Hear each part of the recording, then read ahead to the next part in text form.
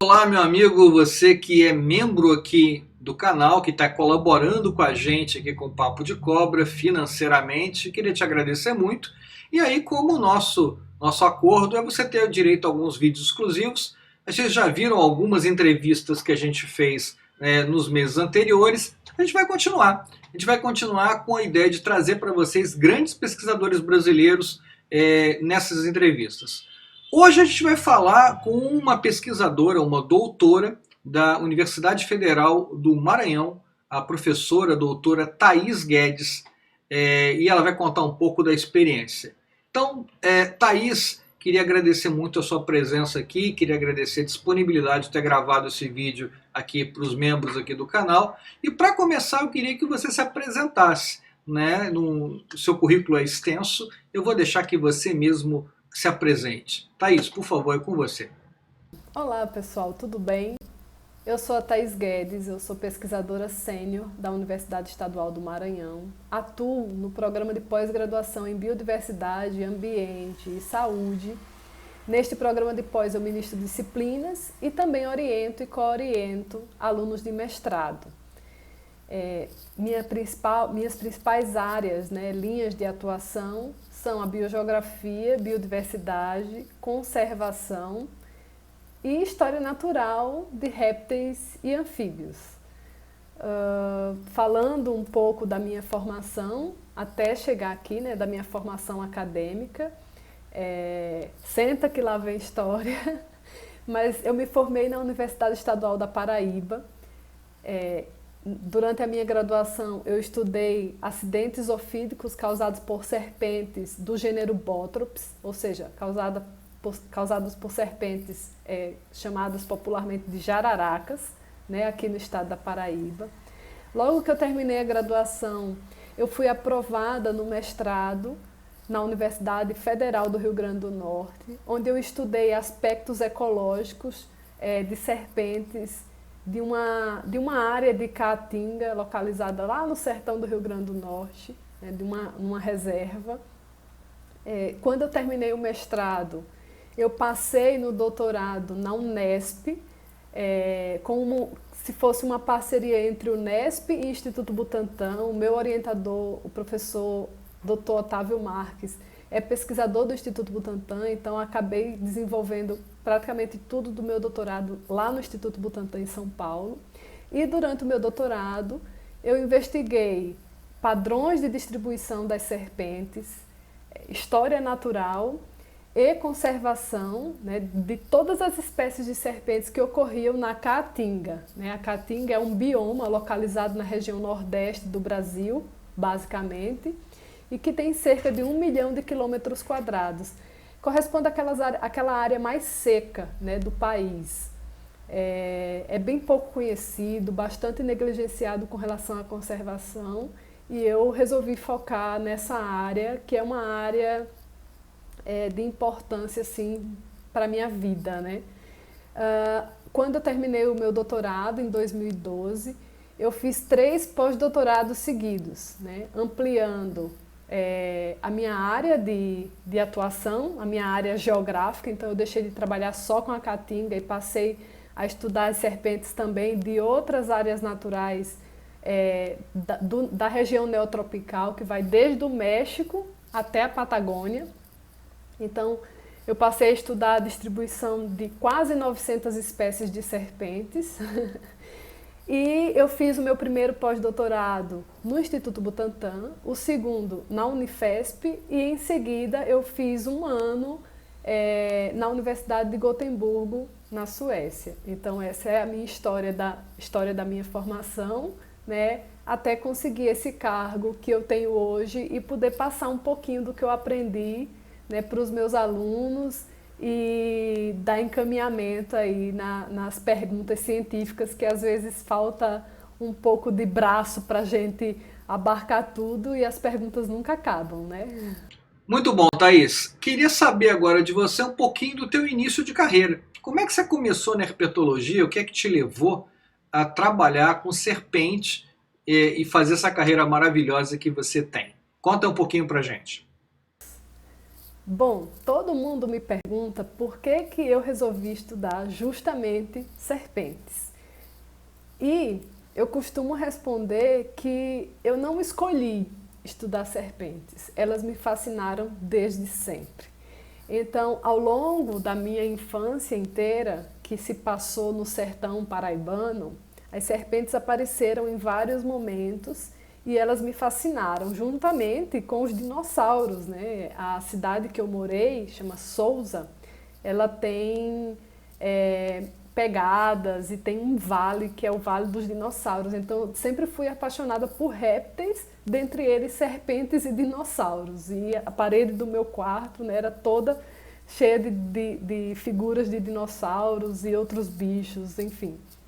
Mas as serpentes, principalmente, né, elas tiveram um papel muito marcante na escolha do meu caminho profissional, né? Então, quando eu era pequena, eu coletei a minha primeira serpente, causei um pavor na família.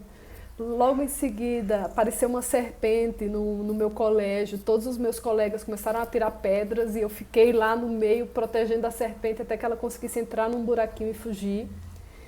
E também me lembro, né, de uma festa junina, onde a gente estava no sítio, eu devia ter uns 7 anos por aí, e alguém falou que lá fora tinha aparecido uma cascavel e ela estava num determinado lugar do terreno e que por isso íamos passar a noite dentro da casa, né, já tinha acabado a festa junina e tal, e eu acordei no meio da madrugada sem conseguir dormir.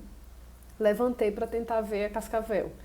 Então, sempre foram animais que me fascinaram e isso aconteceu de uma forma natural. Tanto é que quando eu entrei em biologia, para mim foi muito natural que eu começasse a estudar serpentes. Eu não pensei em outro grupo, né? Então, eu costumo dizer que elas me fascinaram e me escolheram, né, desde sempre. E assim, depois que eu comecei a estudar, né, biologia e a estudar as serpentes, eu passei a admirar o trabalho de vários colegas, passei a acompanhar, né, as publicações, conhecer o nome de quem estudava essas serpentes.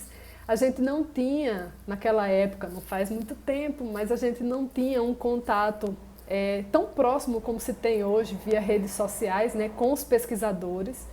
Então a gente conhecia de nome, quando ia num congresso, nossa, é fulano de tal, chamava até pelo sobrenome, né? E eu acompanhava o trabalho de vários deles, e vários deles têm, vários e várias têm influência na minha carreira, né? Muitas coisas eu me inspirei em trabalhos que eu li, né, ao longo da minha formação. Mas se eu pudesse indicar para vocês um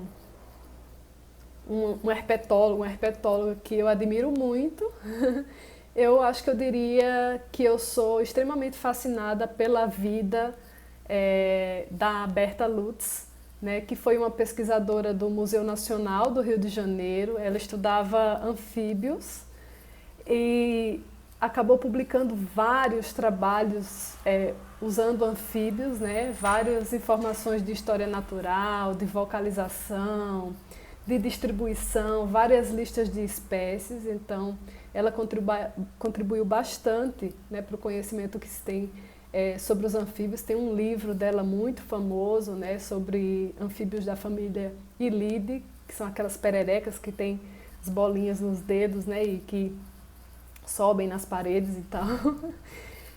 Mas além disso, né, a história dela mostra que não dá para ser um cidadão, um cientista sem política, né? Então ela atuou de muitas formas para melhorar as condições políticas de se fazer ciência, né? Ela lutou para que as mulheres tivessem acesso às universidades, ela lutou para que as mulheres tivessem direito ao voto. Então eu acho que ela nos dá um exemplo, né, de como fazer ciência envolve toda uma conjuntura cidadã e política, e por isso eu admiro bastante a história dela e o trabalho como cientista cidadã e política da Berta Lutz. Bem, Thaís, você tem então a graduação, o seu mestrado, o seu doutorado, o seu pós-doutorado, uma carreira maravilhosa. Conta um pouco pra gente do que você está fazendo agora. Quais são os seus principais projetos ou o principal projeto? O que está em destaque agora que você poderia passar aqui para o pessoal aqui do canal para eles conhecerem um pouco do seu trabalho?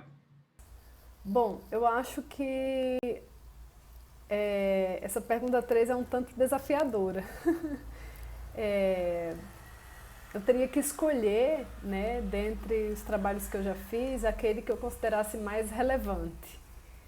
E é complicado, porque eu acho que todos os trabalhos que eu tive a possibilidade de contribuir, participar, encabeçar, eles tiveram muita dedicação e eu sou muito feliz, né, de ter contribuído com cada um deles e ter aprendido no processo e de ter trabalhado com os colegas que eu trabalhei em cada um deles, né.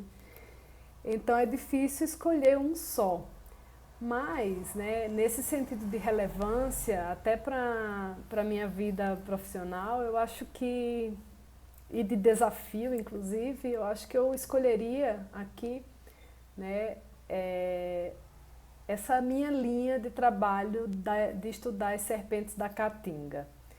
É desafiador, né, você mostrar para a comunidade científica e para o público em geral beleza e riqueza em dois grupos que são mal vistos, né? Primeiro, as serpentes, que são tão temidas e ligadas ao mal, né, como a gente vê hoje em dia. E segundo, a Caatinga, que até mesmo entre pesquisadores foi considerada por muito tempo como pobre, sem vida, sem importância biológica. Quando passava na televisão, e até hoje isso, né, aquela mata branca, seca, cheia de espinhos, é até ligada a um sentimento de melancolia, tristeza, pobreza, né? E trabalhar com tudo isso, né, com esses dois temas ligados, interligados, conectados, e mostrar riqueza, beleza, colorido e importância para a conservação, é um desafio, acho que até os dias de hoje, né? Mas foi bastante desafiador isso aí. E ao mesmo tempo, ter encarado esse desafio fez dessa minha linha de trabalho extremamente relevante na minha vida, né?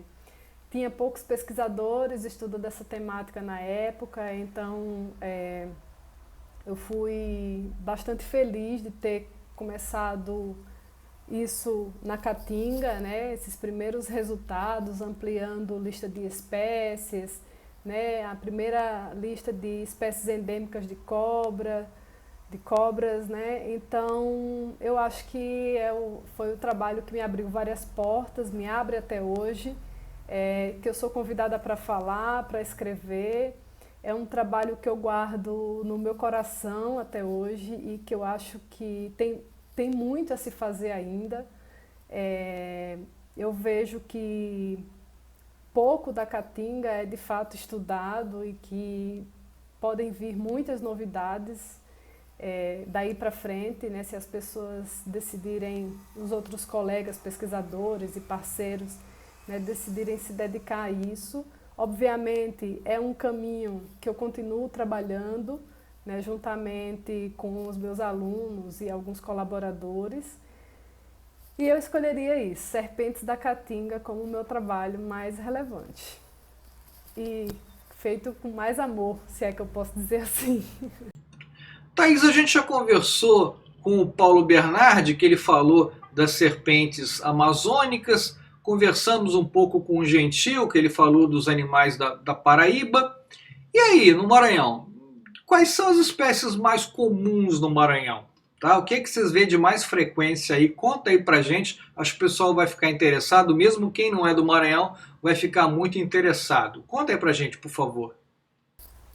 Bom, eu estudei bastante, né, as serpentes que ocorriam na região Nordeste e conversei muito com as pessoas que encontram serpentes no campo, agricultores, pastores, né, pessoas que vivem no campo. E muitas das coisas que eu ouvia, né, dessas pessoas se concretizaram quando eu fui, né, para os laboratórios estudar a fauna de serpentes do sertão nordestino, né?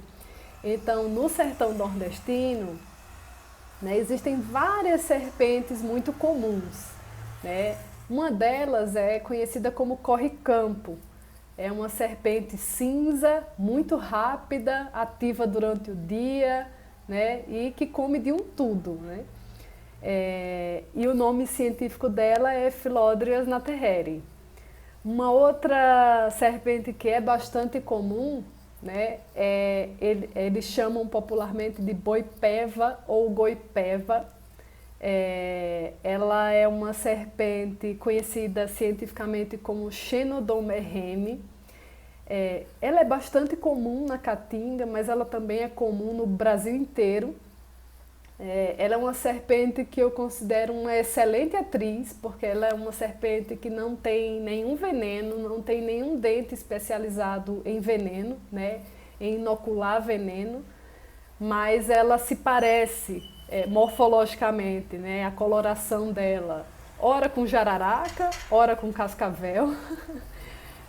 Quando ela se sente estressada, ameaçada, ela abre um bocão, né, e faz de conta que é perigosa e dá bote, assim, é meio brava, né? Ela acaba sendo bastante morta pelas pessoas porque acham que ela é agressiva e que ela é a jararaca ou a cascavel, mas é uma serpente inofensiva, né? Obviamente, no sertão nordestino também é bastante comum a jararaca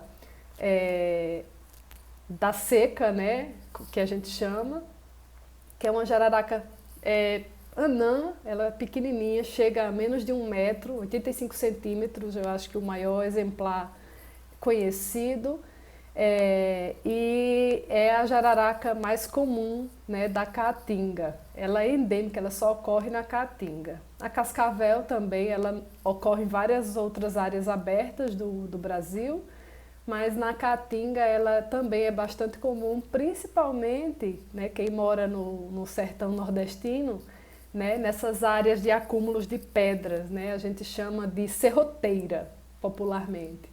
E aí, nesses buraquinhos entre uma pedra e outra, mora um roedor que é o mocó. Então, essas serpentes acabam sendo bastante encontradas, né, as cascavéis, que o nome científico é Crótalus duriços. Ela é bastante encontrada perto dessas serroteiras porque elas se alimentam de mamíferos e o mocó pode ser um dos itens alimentares dela. Agora, né, que eu moro e estudo a fauna de serpentes do Maranhão, eu tenho um grande desafio, né, porque o Maranhão ele é uma lacuna no conhecimento com relação à biodiversidade. Ninguém sabe quais espécies de quase nada existem no Maranhão. Então nós começamos a fazer esse levantamento junto com a minha equipe, né? E na cidade que eu moro, né, a serpente mais comum é a cascavel, que é a Crótalus duriços, né? Mas em alguns outros lugares do Maranhão tem inclusive serpentes ligadas à fauna amazônica, né? Porque tem um pouquinho de Amazônia na região oeste do estado. Mas a gente ainda está fazendo esse levantamento e em breve a gente espera divulgar para vocês. Muito bom, Thaís. Bem, eu queria repetir a pergunta que eu fiz para os outros pesquisadores, porque eu acho isso muito importante da gente conversar. Qual é a sua visão sobre a divulgação científica no Brasil? Qual é a importância que você vê nos dias de hoje da divulgação científica no Brasil? É relevante? Não é? O que você acha?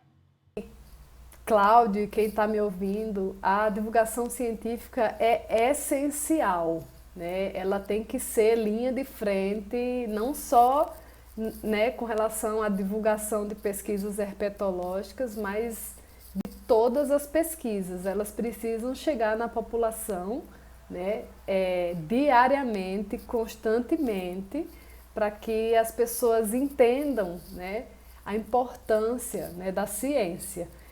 Eu estou gravando esse vídeo, né, da minha casa, estou há 4 meses em isolamento porque está acontecendo aí uma pandemia, né, que é a pandemia do Covid-19, né, e tudo que está relacionado a informações sobre essa doença, né, causada por um coronavírus, que chega até as pessoas para diminuir sofrimento, infecções e até óbitos, é graças à divulgação científica. Então, a ciência, ela salva vidas o dia inteiro. Ela melhora também a qualidade da nossa vida, né? E as pessoas precisam saber que elas dependem da ciência todos os dias e todas as horas. E é uma coisa que eu confesso que eu demorei a fazer, né? A divulgar um pouco mais as minhas pesquisas para a população.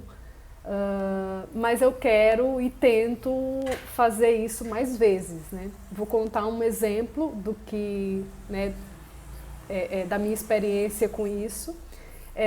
Eu terminei o meu doutorado em 2012 e eu estudei, né, como eu falei, as cobras da Caatinga. Os resultados do meu doutorado, eles foram publicados em revistas científicas da minha área, que são revistas internacionais.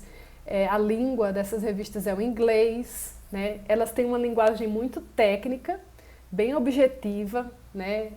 Então é um texto para especialista, é um texto pouco atrativo e é um texto num idioma que poucos brasileiros têm a capacidade de ler, né? Isso tudo em 2012 até 2014. Em seguida, né, junto com o meu orientador, nós decidimos e mais outros colaboradores transformar essa informação que até então era acessível somente para cientistas, né, para a população geral. Então, nós, com base em todos os dados, tudo com embasamento em evidências científicas, nós transformamos aquela informação do que se conhecia para a fauna de cobras da Caatinga em um guia fotográfico. Então, Cláudio, licença, eu vou fazer um momento jabá. Esse aqui é um dos resultados, né, de divulgação científica do meu doutorado. É esse guia que foi lançado pela editora Ponto A, que chama Serpentes da Caatinga, Guia Ilustrado. Ele foi financiado pela FAPESP e foi lançado em 2017. Então, nesse livrinho aqui, que é em português, a gente conta um pouquinho a história da Caatinga, conta um pouquinho sobre a biologia das serpentes e, deixa eu abrir aqui, em uma das páginas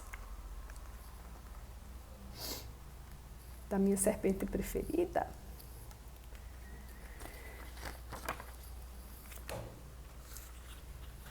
para mostrar para vocês como que é o livrinho por dentro. Então, essa aqui, né, que eu já falei para vocês que é a cobrinha que ocorre na Caatinga, jararaca da Caatinga, jararaca da seca, né? Ela é essa serpente do gênero Botrops, né? O nome científico dela eu acho que até esqueci de pronunciar antes, é Botrops erythromelas, porque ela tem várias manchinhas avermelhadas, né, ao longo do corpo, padrão de coloração dela. Ela é uma serpente que pode causar acidentes de importância médica, então a gente põe essa informação aqui, né? E todas as outras informações relacionadas a essa serpente, que são informações científicas, a gente desenhou e apresentamos aqui em forma de ícone. Então até uma criança consegue entender. Então ela é uma serpente noturna, bastante comum na Caatinga. Ela não põe ovos, né? Ela põe os filhotinhos, não sei se dá para ver aqui. Né? Aqui é um pouquinho da dentição, mostra que ela é terrestre, do que ela se alimenta. E esses quadrinhos lilás aqui mostram um pouquinho de comportamento defensivo, né? Então esse é só um exemplo, mas isso é para todas as espécies, né? Então são várias cobrinhas lindas aqui, né? Que a gente apresenta com fotos, né, que qualquer pessoa consegue identificar, né? Pelo menos tem uma ideia para identificar em campo, né? O pequeno agricultor, enfim, estudantes de biologia. Então, quando eu lancei esse livro, em 2017, parecia que eu estava começando a minha carreira de herpetóloga, né? foi quando as pessoas começaram a me conhecer, me convidar para palestra, me convidar para falar num jornal, na rádio, enfim, e a falar um pouquinho do meu trabalho. Então foi um momento bastante gratificante, foi um momento de muito aprendizado, porque as pessoas ligavam, olha, aqui no meu sítio apareceu uma cobra assim assado. Que cobra é? E você fica tentando buscar informações para tentar identificar, né, aquela espécie e ajudar aquela pessoa. Aprendi um monte de nomes populares de serpentes, né, e foi um momento de troca extremamente prazeroso. Né? Isso é a minha experiência com serpentes, mas obviamente a divulgação científica é imprescindível, né, para a nossa sobrevivência no planeta. A gente precisa saber que a gente depende de ciência todo dia, toda hora. Né? E é um caminho que faltam pesquisadores, faltam jornalistas ligados a essa temática, faltam inclusive espaços, né? E aquelas pessoas que se dedicam a isso, a gente só tem que agradecer, né, por elas fazerem esse trabalho que às vezes é assim de formiguinha, mas que no dia a dia, no passo a passo, a gente vai conseguir chegar lá. Não desistam. Né? E todos que estão assistindo, se forem estudantes de biologia, mestrandos, doutorandos, se inspirem e façam também. E a gente tem, Thaís, aqui no canal, muitos estudantes, né, que estão começando a fazer biologia, alguns que estão pensando em fazer, ainda não começaram. Eu queria que você desse a sua opinião. O que você acha? Alguém que está querendo entrar na área de ciência, na área da herpetologia, o que você diria para uma pessoa que está querendo começar uma carreira agora, ou está pensando em começar ou está começando? Quais são as suas sugestões, seus conselhos? Uma pessoa que tem uma carreira de sucesso, o que pode falar para alguém que está começando? Bom, se você está me assistindo e não é estudante de biologia ou biólogo ou está seguindo a carreira científica, mas quer muito se tornar um biólogo e de repente estudar os anfíbios e répteis, né, eu só posso te dizer uma coisa, vai em frente. Né? Tem uma frase que eu acho que é do Confúcio, um pensador das antigas. Ele diz que quando a gente trabalha com o que gosta, com o que ama, a gente acaba não trabalhando nenhum dia da vida. É alguma coisa mais ou menos assim. E eu super concordo, né? Então, a biologia, para mim, ela é um caminho de vida, né? Eu vivencio biologia o tempo inteiro, eu acompanho hoje, né, via rede social e é fascinante para mim, né, o trabalho de vários colegas, de vários pesquisadores. Então, uma área que me surpreende o tempo inteiro, né? E falando um pouco mais assim sobre direcionamento futuro para a carreira, com relação a trabalho mesmo, a parte financeira, né? Como eu disse, né, a gente está num momento de pandemia e saiu recentemente uma coletânea de artigos, eu não sei se foi na Science ou na Nature, mas direcionando quais seriam as linhas de trabalho mais promissoras para o futuro, né? E dentre elas está ciências biológicas, né? Então, tem uma perspectiva, né, de que essas pandemias elas vão ficar mais frequentes, né? Principalmente com as mudanças climáticas que estão acontecendo, mas que vêm mais efeitos, né, daí para frente. Então, é uma área extremamente promissora, é uma área que precisa de pesquisadores, né? O Brasil, ele é um país, né, mega biodiverso, então a gente não conhece ainda todas as espécies que ocorrem no nosso território, a gente não sabe onde elas estão distribuídas, então todo momento aí estão sendo descritas novas espécies, né, de anfíbios e répteis, inclusive eu acredito que no mundo inteiro, né, a taxa, né, de descrição de novas espécies é bem grande, né, no Brasil quando comparado com outros países. Tá? Ou pelo menos na região neotropical, quando comparado com outras regiões, né, que são mais pobres em espécies. Então, a gente está num momento propício, acredito eu, para o crescimento dessa profissão e a gente está num cenário, né, geográfico de uma área extremamente rica e que precisa de ter biólogos atuantes estudando as nossas espécies com urgência antes que a gente perca tudo aí, né, com esse avanço da agropecuária, enfim. Eu acho que é isso, eu só tenho que motivar, né, vão em frente, façam biologia, permitam se fascinar por várias áreas da biologia, até escolher, né, a área que você mais se identificou, então explorem enquanto estudantes, né, e eu espero, obviamente, que vocês, né, no final de tudo, escolham pela herpetologia, né, e que sejam já já meus colegas de trabalho e que avancem no conhecimento dessa área. Tá? Desejo boa sorte a todos. Cláudia, obrigada pelo convite de estar aqui, de falar um pouquinho da minha história, do meu trabalho. E, bom, estou aberta aí para quem quiser me acompanhar, né? As redes sociais do meu laboratório é Guedes_Lab, onde eu divulgo os meus trabalhos e onde vocês podem me contactar no Twitter e no Instagram.